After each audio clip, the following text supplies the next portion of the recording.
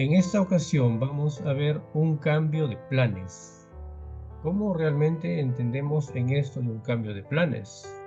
Hemos mencionado en los días anteriores que Dios muchas veces tiene que volver a rehacer los planes, a veces con el mismo personaje, o a veces tiene que tomar a otro personaje.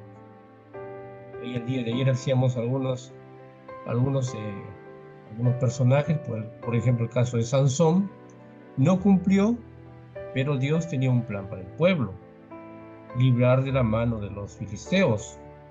Sansón no estuvo en la capacidad de cumplirlo, pero el plan de Dios fue que Sansón lo cumpliera.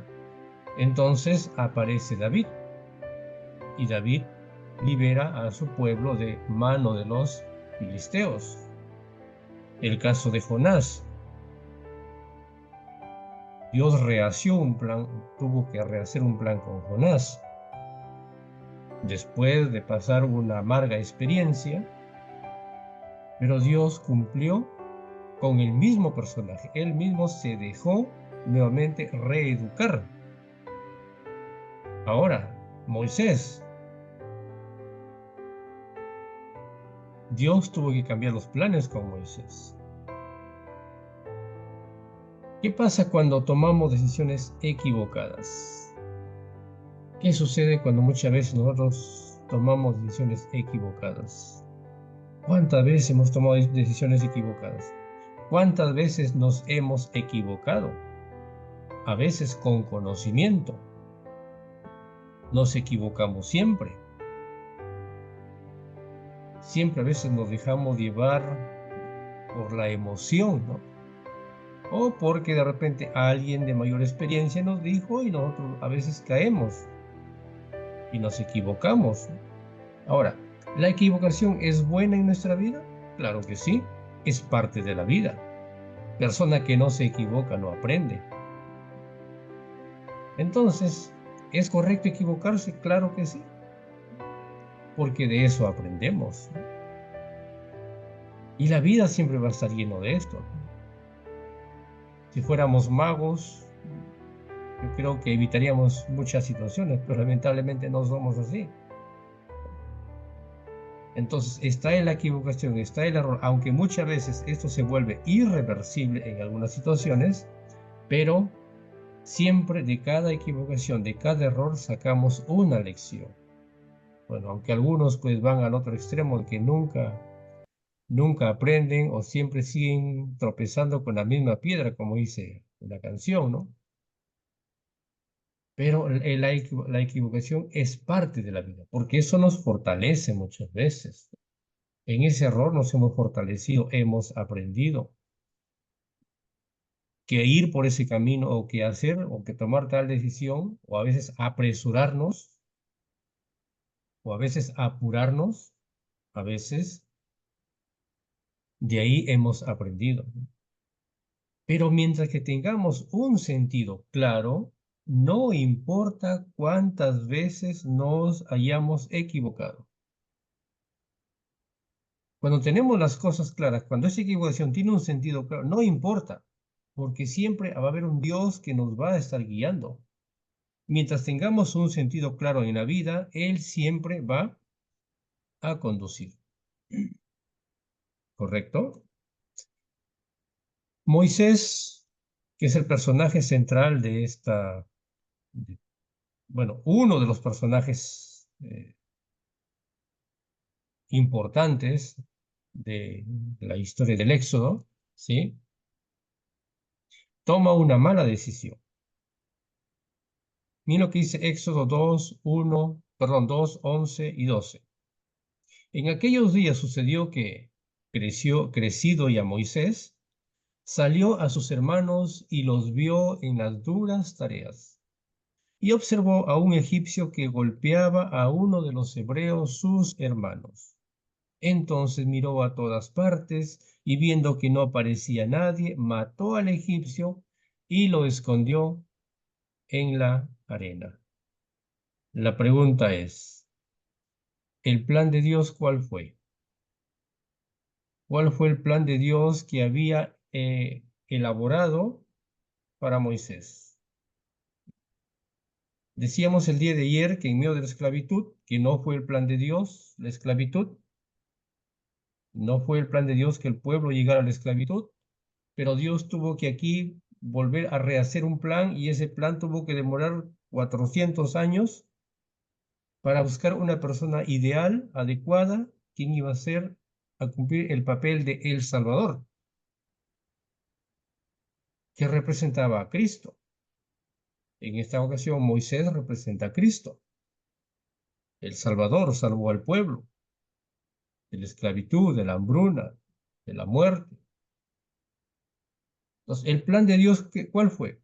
Librar a su pueblo de Egipto.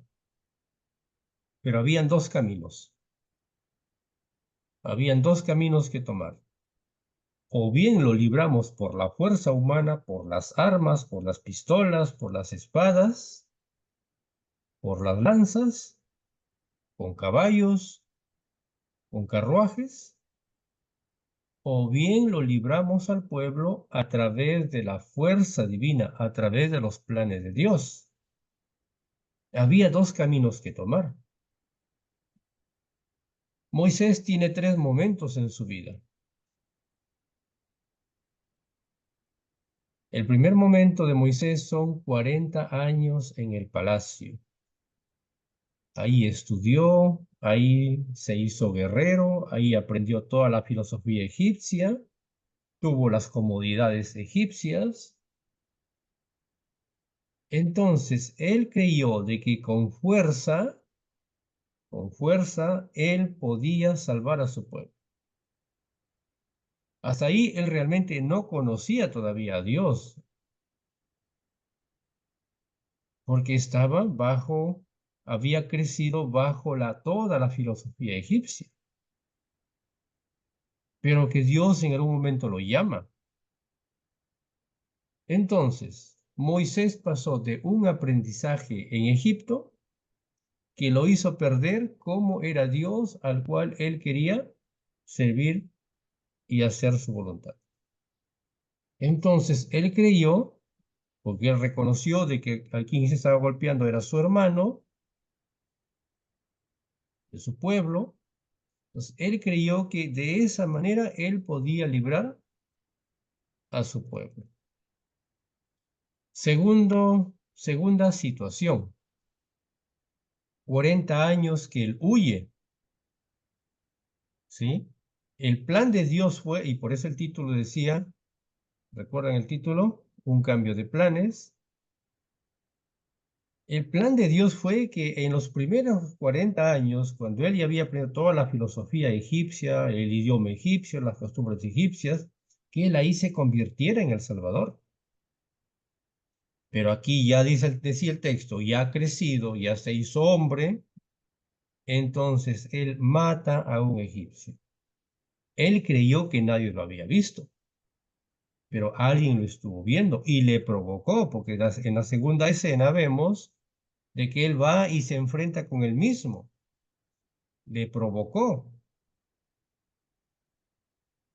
Ahora, después de este suceso, él tiene que huir de Egipto, al desierto. Todo el mundo se enteró, comenzó el faraón, lo persiguió, tuvo que huir al desierto. 40 años en el desierto. Éxodo 2, 16 y 17. Y estando sentado junto al pozo, 7 hijas que tenía el sacerdote de Madián, vinieron a sacar agua para llenar las pilas y dar de beber a las ovejas de su padre. Mas los pastores vinieron y le echaron de ahí. Entonces Moisés se levantó y las defendió y dio de beber a sus ovejas. Aquí aparece Moisés como un héroe, ¿no? Como un héroe mandado, como un ángel mandado del cielo a defender a las hijas de Jetro. Moisés ahora va a Madián. Madián es un hijo de Abraham, con Cetura, recordemos del segundo matrimonio de Abraham, después de Sara, y es de ahí donde nace Jetro. Pues, de algún modo había este parentesco.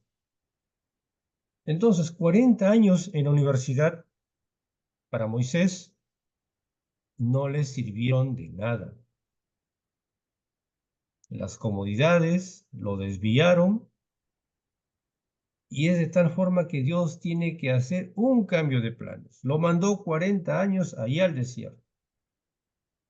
Ahora sí, a aprender pastando ovejas. Y luego venimos a la tercera situación.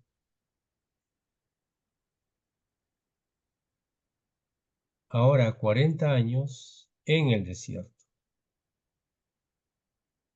Moisés viene, se enfrenta al faraón, después de todos los sucesos que pasan en Egipto, ahora logra sacar a su pueblo y los lleva al desierto, 40 años más en el desierto. ¿Cuál fue el plan de Dios? Algunos escritos dicen que el camino de Egipto a la tierra prometida era un camino muy corto, una semana, a lo mucho 15 días, podían haber estado ellos ya en la tierra prometida. Pero ¿por qué tuvieron que pasar 40 años? Dios siempre tiene que estar muchas veces, o Dios siempre estuvo a lo largo de la historia y lo hemos visto durante la semana y lo vamos a seguir viendo durante todas estas 12 semanas que nos vienen por delante, que Dios tuvo que ir rehaciendo planes. Pero no porque a Dios le guste rehacer o retrasar o retardar, sino porque nosotros, los personajes, los individuos, muchas veces estamos acostumbrados a siempre estar buscando segundas oportunidades. El plan de Dios no fue de que el pueblo pasara día tras día, vuelta y vuelta en el desierto. Eso no fue el plan de Dios. Pero que por amor Dios lo hizo, para que ellos entendieran. Muchas veces en nuestra vida nos pasa lo mismo, ¿no? ¿Cuántos años estaremos pasando en el desierto? Vuelta y vuelta, vuelta y vuelta y vuelta, y seguimos volteando y volteando. Seguimos pasando por el mismo camino, pero a veces no nos damos cuenta, ¿no? Y a veces nos damos cuenta, es estar, oye, ya por aquí estoy pasando 5, 6 veces, 10 veces, y no encuentro la dirección. Pero como estamos muchas veces todavía cegados con el Egipto, es que muchas veces no nos damos cuenta que estamos vuelta y que vuelta en la misma situación. Recibimos un consejo, recibimos una palabra, recibimos un mensaje, no nos entra, no cabe en nuestra cabeza. Y salimos de ahí y regresamos a los mismos, y regresamos a lo mismo, y regresamos a lo mismo. O le prometemos muchas veces, sí, Señor, tiene razón, tu palabra, qué bonita. Sí, ahora de hoy en adelante mi vida va a cambiar, voy a ser diferente, pero llegamos a casa, pasó domingo, lunes, martes, miércoles, nos olvidamos. Y volvemos a lo mismo, caemos, tropezamos con la misma piedra. Ahora, ¿qué viene? El sufrimiento, el dolor, la muerte. Nos roban nuestros seres queridos, nos roban nuestros amigos, nuestra familia. Miren lo que dice Salmos capítulo 70. Pacientemente esperé a Jehová y se inclinó a mí y oyó mi clamor. Debe ser un salmo que debe a nosotros removernos el alma, que debe sacudirnos pacientemente, Señor, estoy esperando en ti. Se inclinó a mí, pero ¿cuándo Dios se va a inclinar a nosotros? ¿Cuándo tenemos que abrir los ojos y darnos cuenta que estamos dando vueltas y vueltas en el desierto? Y oyó mi clamor, me hizo sacar del pozo de la desesperación, del lodo cenagoso, dice aquí el salmista. Puso mis pies sobre peña y enderezó mis pasos. Puso luego en mi boca cántico nuevo, alabanza a nuestro Dios. Verán esto muchos y temerán, y confiarán también ellos en Jehová. Pero para que la gente pueda confiar en Jehová, ¿qué es lo que necesitamos hacer nosotros? Pacientemente esperar en Jehová. Pedir al Señor Dios que nos saque de ese pozo cenagoso, que nos saque de esa desesperación, de esa angustia. En otras palabras, que nos saque de ese Egipto, que nos saque de aquellas costumbres, de aquellos malos hábitos, de aquellos olores egipcios. ¿Recuerdan el pueblo de Israel ahí en el desierto? Señor, ya no queremos maná. Señor, Moisés, mira cómo hasta aquí todavía percibimos ese olor de las ollas egipcias. Allá éramos esclavos. Miren hasta dónde muchas veces llega la ignorancia. Decíamos en las semanas que ya pasaron, y muchas veces nos convertimos en animales, ¿no? Recuerdan ahí cuando estudiamos la historia de Nabucodonosor, ¿no? Muchas veces tenemos una mente animalesca. Dios les estaba dando maná. ¿Cuál era el propósito de Dios al darles maná a su pueblo? Purificarlos, santificarlos, preparar sus cuerpos para que pudieran recibir el Espíritu Santo. Era comida de los ángeles. Cuando ellos consumían el maná, habían varias representaciones, habían varios símbolos ahí. Unos que estaban purificando su cuerpo. Allá estaban contaminados, llenos de tanta sibarita, tanto Hinomoto, tanta Coca-Cola, tanta Inca-Cola, de tanta mayonesa, tanta papa frita y todo lo demás. Sus cuerpos estaban llenos de, todas sus venas estaban corriendo grasa. Entonces Dios los llevó al desierto y les comenzó a dar maná, para poder de ese modo comenzar a limpiar su cuerpo, a limpiar su mente. Ojo que los pensamientos emanan de aquí, del estómago. Dios quiso purificarlos y entró en el proceso de purificación. Pero sin embargo ellos se cansaron, se, se sintieron incómodos, dijeron, no, esto no es comida. Queremos, y ahí aparece esta expresión, ¿no? Todavía percibimos aquellos olores de allá de Egipto. La otra representación es de que el maná estaba representando al cuerpo de Cristo, al cuerpo de Cristo en su muerte. Eso es lo que también estaba teniendo la otra representación del maná. Pero ellos no tuvieron la capacidad de entender eso y fueron contra Dios, le reclamaron a Dios. Ya no queremos esto, queremos lo que comíamos en Egipto. Y Dios les dio, ¿sí? Dios les dio. Dios oyó su oración, vamos a decir entre paréntesis, entre comillas, Dios oyó su oración, les dio lo que ellos pidieron. Era un pedido necio realmente. Aquí hay muchas lecciones que tenemos que nosotros aprender, que sacar. A veces creemos de que todas las respuestas son realmente que Dios quiere para nosotros. Pero a tanta insistencia, a tanto ruego, a tanto reclamo, Dios le dio. ¿Quieren esto? Entonces tengan entonces. Pero ¿qué sucedió después? ¿Qué pasó después? ¿Qué dice la historia bíblica? Me imagino que en las lecciones que no sé, que van a venir, vamos a llegar a este análisis de suceso. Pero para redondear la idea en esta mañana, ¿qué sucedió después? Juntamente con el deseo de ellos, vino la enfermedad, vino el mal, hubieron un momento difícil de salud.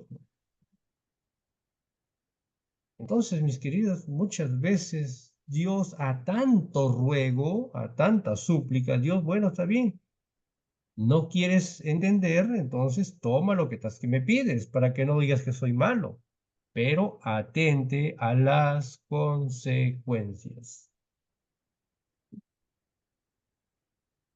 Y el pueblo tuvo que pagar su consecuencia. Entonces, ahí una de las lecciones que tenemos que aprender que no siempre, muchas veces, Dios o lo que Dios envía muchas veces es lo que realmente es bueno para nosotros. Porque a veces somos necios pidiendo. A veces estamos tan tapados, ¿no? Que a veces no queremos entender. Nos aconseja uno, nos aconseja otro. A veces pasa eso con los jóvenes, ¿no? Y a veces, hermanos, quiero que oren para casarme con fulano, la quiero, lo amo, es el hombre de mi vida, la mujer. A veces, hermanos, oren, oren, oren, oren. Él le pega, le maltrata. Yo lo quiero, oren, oren. No, es que va a cambiar, ya cuando nos casemos va a cambiar. ¿Qué va a cambiar? Sí va a cambiar, te va a cambiar a ti, eso sí es cierto. Porque te va a hacer perder tu felicidad, tu paz, te va a hacer perder tu hermosura. Consejo para las señoritas. Ahí sí va a cambiar, claro, ahí sí te va a cambiar. Bueno, ya pues cásate, ¿no? Después no vengas a reclamarme, no vengas después llorando, ¿no? Muchas, hay muchas historias reales con esta situación, pero no es porque Dios sea malo, sino porque muchas veces hay mucha necedad en el pedido. Entonces, aquí nos decía el texto, ¿no? Tenemos que esperar pacientemente en Jehová. Tranquilos, tranquilos, bajemos las revoluciones, esperemos pacientemente en Jehová. Tenemos que inclinar nuestro oído a oír lo que dice realmente su palabra. De repente algo está yendo mal en el camino, algo estamos haciendo mal. Permitirle que a través de la oración decir, Señor, endereza mis pasos, y está diciendo aquí el texto, ¿no? Puso mis pies sobre peña y enderezó mis pasos.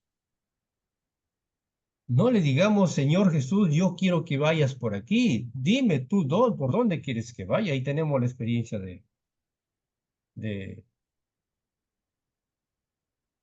se me fue el nombre de ese personaje que vino a Jesús y le dijo, mira, mi hija está enferma y quiero que vengas. Quiso mandar a Jesús. Tenemos que permitir que el Señor Jesús sea el quien nos guíe. Lámpara es a mis pies. Tu palabra es una lumbrera a mi camino. Jesús es el camino, Jesús es la verdad, Jesús es la vida. Lámparas, dejemos que esta lámpara nos alumbre el camino. Pero no tratemos de acomodar los mensajes a nuestro modo, a nuestro criterio. Ahí donde muchas veces nosotros tropezamos, nos equivocamos. Ahora, ¿quién es el personaje central del Éxodo? ¿Moisés o Jesús? Mis queridos, Jesús es el personaje central del Éxodo y de toda la Biblia. Decíamos el trimestre que ya pasó, en la primera lección, que toda la Biblia es profecía. Por lo tanto, todos los mensajes debemos siempre estar correlacionándolo con Apocalipsis. Jesús aparece en todo el libro del Éxodo. Cristo es el Cordero que muere para que no mueran los primogénitos. Cristo era la nube que iba tanto de día, cubriéndolo del sol, y de noche la nube de fuego, que los abrigaba, que les daba luz. Cristo era el arca hecha de la madera de acacia. Cristo era el pan, Cristo era el candelabro, Cristo era el altar, finalmente Cristo era el sacerdote. Entonces, el personaje central de todo el Éxodo es Jesús. Moisés es el agente, es el quien cumple. Ahora, ¿sobre qué nos habla el Éxodo?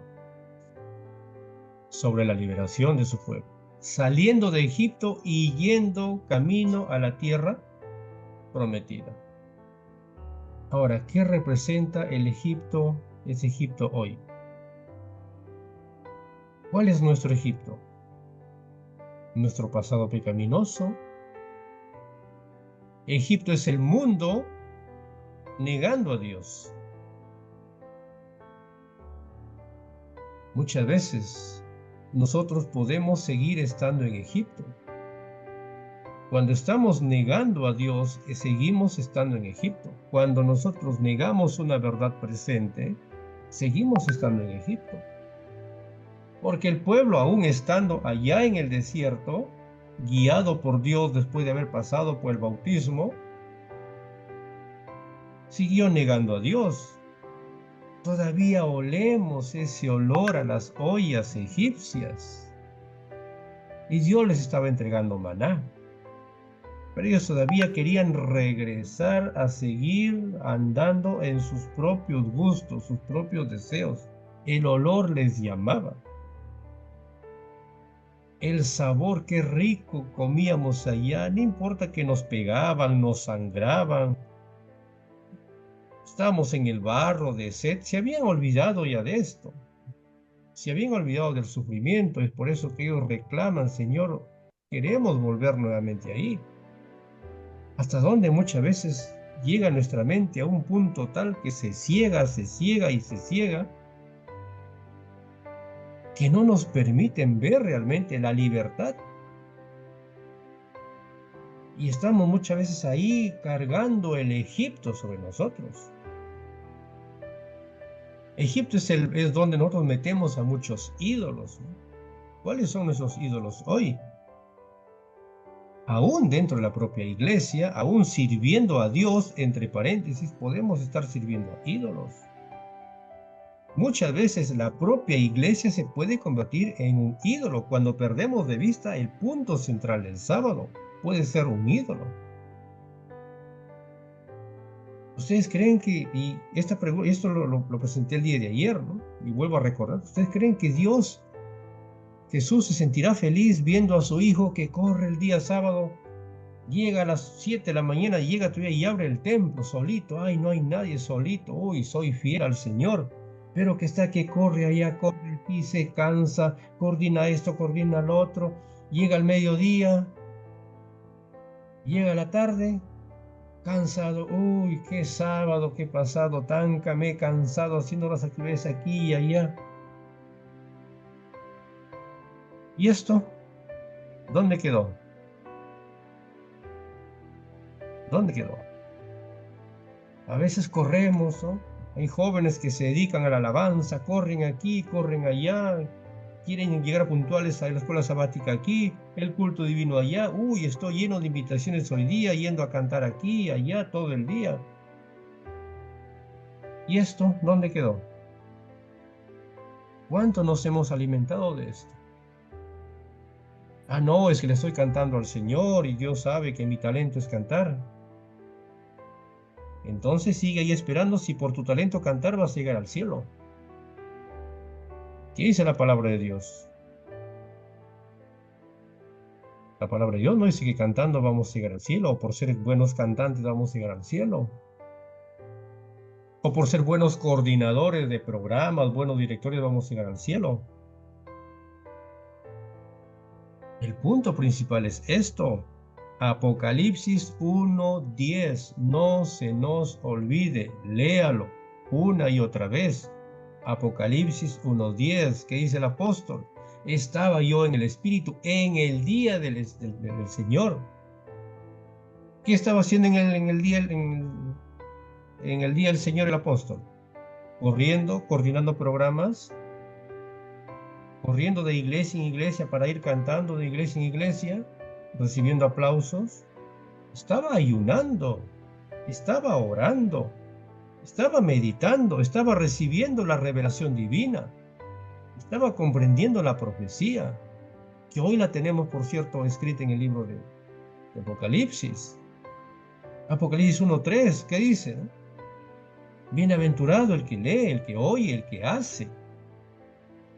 Entonces, mis queridos hermanos, cuando nosotros el día sábado lo estamos usando para nuestro beneficio, que al final de año, al final de sábado nos saque el anciano, felicitamos al hermano o la hermana tal, ¿no? Ha hecho esto, todo lo que hemos visto hoy día, la coordinación, hermana, felicitaciones, toma tu regalo encima.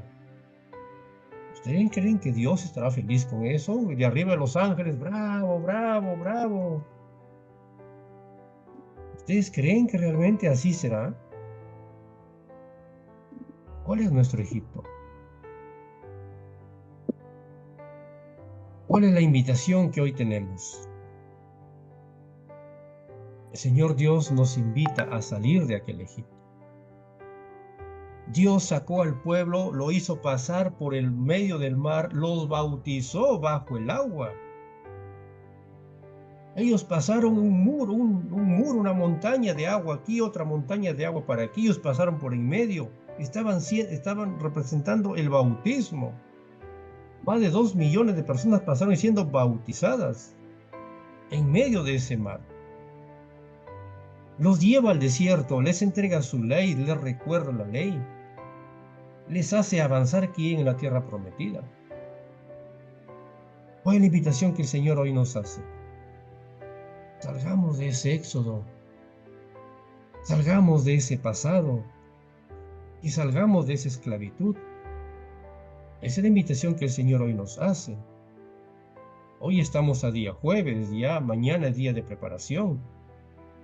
Salgamos de ese éxodo, salgamos de esclavitud. ¿Qué nos está esclavizando para no servirle al Señor Dios como Él se merece en el día del Señor? Vayamos haciendo planes. Yo quiero realmente este sábado servirle a Dios como su palabra me está diciendo. Empecemos hoy a hacer planes. Voy haciendo todas mis actividades de tal forma de que no tenga que afectar el día del Señor. Y podamos de repente tener una primera experiencia de un encuentro con Dios como Él realmente quiere. Lleguemos a la tierra prometida. Pasemos un sábado en esa tierra como quisiera, como realmente el Señor Dios nos está prometiendo pasar un sábado en el cielo. Y no aprendemos a pasar sábados en esta tierra como el Señor quiere pasarlos en el cielo, no vamos a poder llegar. Porque aquí tenemos que tener la primera experiencia en esta tierra, en el mundo, en medio de todo el pecado y todo. Aquí tenemos que tener esa experiencia. Es la invitación de esta mañana. Hagamos planes a pasar un sábado como si estuviéramos ya en el cielo. Como dice el libro de Isaías, que Dios nos bendiga a cada uno de nosotros y que Dios siempre tenga presente su palabra en cada uno de nuestros corazones. Es mi deseo en esta mañana. Amén.